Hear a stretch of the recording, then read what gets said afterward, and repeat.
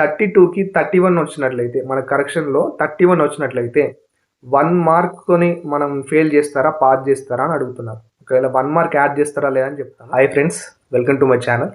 This is Eeshwar. You are watching study with Eeshwar YouTube channel. అయితే వీడియోలోకి వెళ్ళే ముందు వీడియోని ఖచ్చితంగా లైక్ చేయండి ప్లీజ్. అయితే ఇక్కడ నేను 3 డేస్ బ్యాక్ ఇక్కడ నేను కమ్యూనిటీ ట్యాబ్‌లో ఒక పోస్ట్ చేశాను. ఇక్కడ స్క్రీన్ మీద చూడండి. మీకేమైనా డౌట్స్ ఉంటే ఎగ్జామ్స్ ఎలా రాయాలి, అంటే ఎగ్జామ్ పేపర్ ఎలా ప్రజెంటేషన్ చేయాలనేది డౌట్స్ ఉంటే కింద కామెంట్ బాక్స్లో అడగండి అని కమ్యూనిటీ ట్యాబ్లో పోస్ట్ చేశాను కదా. అయితే అందులో వచ్చిన కామెంట్స్ నేను కొన్ని ర్యాండమ్గా తీసుకున్నాను, అన్ని తీసుకొని ఇప్పుడు మీకు వాటికి రిప్లై ఇస్తానండి. ఓకేనా? ఓకే, ఇక్కడ ఫస్ట్ కామెంట్ స్క్రీన్ మీద చూడండి. మీరు స్క్రీన్ మీద ఫస్ట్ కామెంట్ ఎవరు అడుగుతున్నారంటే ప్రణయ్ కేతి. ఏమడుగుతున్నారు? Chemistry 5th sem important questions. Chemistry 5th sem important questions ప్రస్తుతానికి అయితే అవైలబుల్గా లేవు, నేను ట్రై చేస్తాను. ఓకేనా? అండ్ నెక్స్ట్ కామెంట్ చూడండి స్క్రీన్ మీద. మానస మను ఏమంటున్నారంటే ఫస్ట్ లాంగ్ ఆన్సర్స్ రాయాలా లేదా షార్ట్ ఆన్సర్స్ రాయాలా సార్? ఇక్కడ మనకు ఎగ్జామ్ క్వశ్చన్ పేపర్ ఇచ్చినాక ఫస్ట్ మీరు ఏంటంటే ఫస్ట్ క్వశ్చన్ పేపర్ చూడండి. చూసిన తర్వాత మీరు ఏం చేయాలంటే ఫస్ట్ లాంగ్ ఆన్సర్స్ రాయండి. ఎందుకంటే మనకు 2 లాంగ్స్ రాస్తే 3 లాంగ్స్ రాస్తే మనం పాస్ అయ్యే ఛాన్స్ ఎక్కువ ఉంది కదా. ఈ షార్ట్ 3 లాంగ్ రాస్తే 1 లాంగ్కి ఈక్వల్. ఓకేనా? 3 షార్ట్ రాస్తే 1 లాంగ్కి అది ఈక్వల్ అన్నట్టు. కాబట్టి మీరు ఫస్ట్ సెక్షన్ బి స్టార్ట్ చేయండి. సెక్షన్ బి మీకు ఈజీగా గుర్తుంటుంది కాబట్టి అది ఫస్ట్ రాసిన తర్వాత నెక్స్ట్ షార్ట్ క్వశ్చన్స్కి వెళ్ళిపోండి. ఓకేనా? నెక్స్ట్ షార్ట్ క్వశ్చన్స్ రాయండి, ఫస్ట్ లాంగ్ క్వశ్చన్స్ రాయండి మీరు అందరూ. ఓకేనా? డన్. నెక్స్ట్ కామెంట్ చూడండి. లక్ష్మీ సాయి అడుగుతున్నారు, ద లాంగ్ ఆన్సర్స్ ఎలా రాస్తే ఫుల్ మార్క్స్ వేస్తారో చెప్పండి సార్. ఓకే, ఇక్కడ లాంగ్ ఆన్సర్స్ ఎలా రాస్తే ఫుల్ మార్క్స్. ఇప్పుడు మనకు లాంగ్ ఆన్సర్స్లో ఫుల్ మార్క్స్ పడాలి అంటే వాళ్ళు ఎగ్జామ్లో ఇక్కడ ఎగ్జామినేషన్లో వాళ్ళు ఏం చూస్తారంటే ఇంపార్టెంట్ పాయింట్స్ చూస్తారు. ఓకే, ఇక్కడ మీకు స్క్రీన్ మీద డిస్ప్లే అవుతుంది చూడండి. ఇక్కడ ఫస్ట్ మీరు లాంగ్ క్వశ్చన్స్కి ఫస్ట్ హెడ్డింగ్స్ నేర్చుకోండి. ఓకేనా? హెడ్డింగ్స్లో ఇంట్రొడక్షన్ అవి ఉంటుంది కదా, చిన్న పాయింట్స్ అవి నేర్చుకోండి. సెకండ్ సబ్ హెడ్డింగ్స్, హెడ్డింగ్స్లో సబ్ హెడ్డింగ్స్ ఉంటాయి కదా, ఆ సబ్ హెడ్డింగ్స్ కూడా నేర్చుకోండి. ఓకేనా? సబ్ హెడ్డింగ్స్ అనేవి చాలా ఇంపార్టెంట్. అయితే ఇక్కడ ఇంపార్టెంట్ పాయింట్స్ని మీరు నేర్చుకోండి. ఓకేనా? ఇంపార్టెంట్ పాయింట్స్ని అందులో ఆ టాపిక్లో ఉన్న ఇంపార్టెంట్ పాయింట్స్ని క్లియర్గా నేర్చుకొని ఆ పాయింట్స్ని సబ్ హెడ్డింగ్స్లో రాయండి.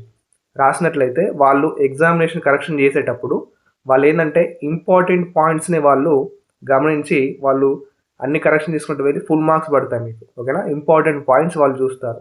ఓకేనా? నెక్స్ట్ కామెంట్ చూడండి.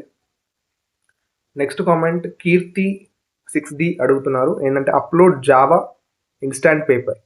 ఇక్కడ జావా ఇన్స్టాంట్ పేపర్ అనేది అవైలబుల్గా లేదండి. నేను ఆల్రెడీ అన్ని ఇన్స్టాంట్ పేపర్స్ అప్లోడ్ చేశాను. ఒకసారి చూడండి, ప్లేలిస్ట్ కింద డిస్క్రిప్షన్లో ఇస్తాను ఒకసారి. ఓకే, జావా ట్రై చేస్తాను, ఇన్స్టాంట్ పేపర్ అనేది అవైలబుల్గా లేదు. Okay. And next comment Manisha Vanela Das ఏమడుగుతున్నారు, ఎగ్జామ్ ఎప్పుడు కండక్ట్ చేస్తారు బ్రో? ఎగ్జామ్ టైం టేబుల్ అనేది వచ్చింది, మీరు చూడలే అనుకుంటున్నాను. ఒకసారి చూడండి, ఎగ్జామ్ టైం టేబుల్ ఆల్రెడీ వచ్చింది. మనకు 12th నుంచి ఎగ్జామ్స్ అనేవి స్టార్ట్ అవుతాయి. ఓకే. అండ్ ఇక్కడ కామెంట్ చూడండి. ఇక్కడ Khaja Bandaruddin, sure sir please provide MIS important questions of 5th sem. Thank you sir. MIS important questions అనేవి నా దగ్గర అవైలబుల్ లేవండి. ఫ్యాకల్టీని అడిగాను, వాళ్ళు సెండ్ చేస్తే మీకు అప్లోడ్ చేస్తాను. ఒకవేళ మీ దగ్గర ఉన్నాయి చదువుకోండి అంతే. ఒక ఫ్యాకల్టీ ఇచ్చిన ఇంపార్టెంట్ క్వశ్చన్స్ ఇప్పుడు MIS సబ్జెక్ట్ అనేది అందరూ అదే ఇస్తారండి. ఇంపార్టెంట్ అంటే MISలో ప్రీవియస్ ఇయర్ క్వశ్చన్ పేపర్స్ చూసుకోండి మీ దగ్గర అవైలబుల్గా ఉంటే. ప్రస్తుతానికి నా ఛానల్లో అవైలబుల్గా లేదనుకుంటాను MIS. Okay. Next comment Gatla Akshitha ఏమడుగుతున్నారు, mathematics and economics extra subject for BSc. Okay, most important questions for pass marks and also maths linear algebra important questions for pass. నేను ఇక్కడ 5th సెమిస్టర్ వాళ్ళకు కాన్ పేపర్ మ్యాథమెటిక్స్ ఫర్ ఎకనామిక్స్ అనేది explain చేశాను. 3 units short, 3 units long. And ఇక్కడ mathematics 5th semester mathematics కూడా linear algebra syllabus, అది నేను ఆల్రెడీ ఎక్స్ప్లెయిన్ చేశాను. కింద డిస్క్రిప్షన్లో వాటన్ని లింక్స్ ఇస్తాను, ఒకసారి చెక్ చేయండి గట్ల అక్షిత గారు. ఓకేనా? అండ్ నెక్స్ట్ కామెంట్ చూడండి. వర్ష బొజ్జా గారు ఏమంటున్నారంటే ఎంఐఎస్ ఓల్డ్ పేపర్ అప్లోడ్ చేయండి బ్రదర్.